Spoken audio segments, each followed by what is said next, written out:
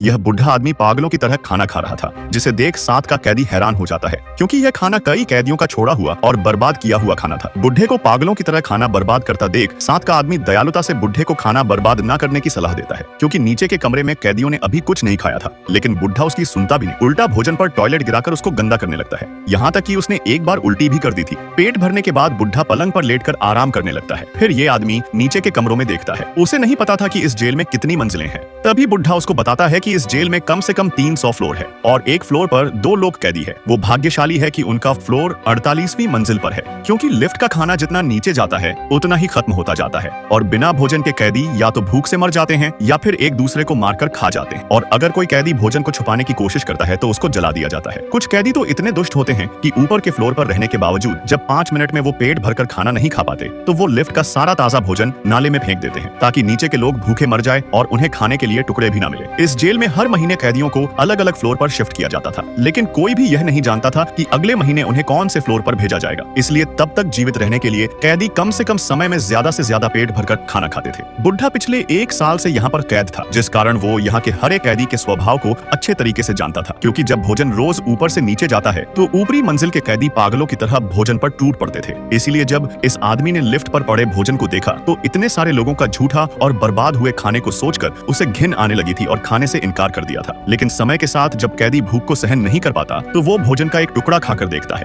भोजन बहुत ही स्वादिष्ट था, जिस कारण आधे महीने के बाद अब वो भी इस भोजन को खाने लगा था। बुढ़े की तरह वो भी खाने में पागल हो चुका था और नीचे वाले कैदियों की चिंता किए बिना उसमें ही उल्टी कर देता था। दोनों मिलकर खाने को बर्बाद करने लगे थे। फिर 1 महीने बाद रात को जेल में नशीली गैस फैला दी जाती है। बुढ़ा जानता था कि सोने के बाद अगले दिन उन्हें नई मंजिल पर शिफ्ट कर दिया जाएगा। बुढ़ा यही प्रार्थना करता है कि उनका कमरा 100वीं मंजिल से नीचे न हो, नए आए। इस कैदी को खतरे का अंदाजा नहीं था क्योंकि जब अगले दिन उसकी आंख खुली तो पाया किसी ने उसको बांध दिया है, जिससे कैदी बहुत ज्यादा डर जाता है और चिल्लाने लगता है। दरअसल इनको 171वीं मंजिल पर शिफ्ट किया गया था और ऊपर के कैदी लिफ्ट में उनके लिए कोई खाना नहीं छोड़ने वाले थे, जिस कारण पागल बुढ़ा उसको ही अपना भोजन मान लेता है। बुढ़ा उसे बताता है कि वो रोज उसके शरीर का एक मांस का टुकड़ा काटकर खाएगा ताकि महीने भर तक वो जिंदा रह सके। पागल बुढ़े की ऐसी बातें सुनकर आदमी की तो पतलून गीली हो चुकी थी। वो जोर जोर से चीखता चिल्लाता है, लेकिन भूखे बुढ़े की नजर सिर्फ उसके शरीर पर थी। वो खंजर उठाता है और उसके शरीर से एक मांस का टुकड़ा निकाल लेता है।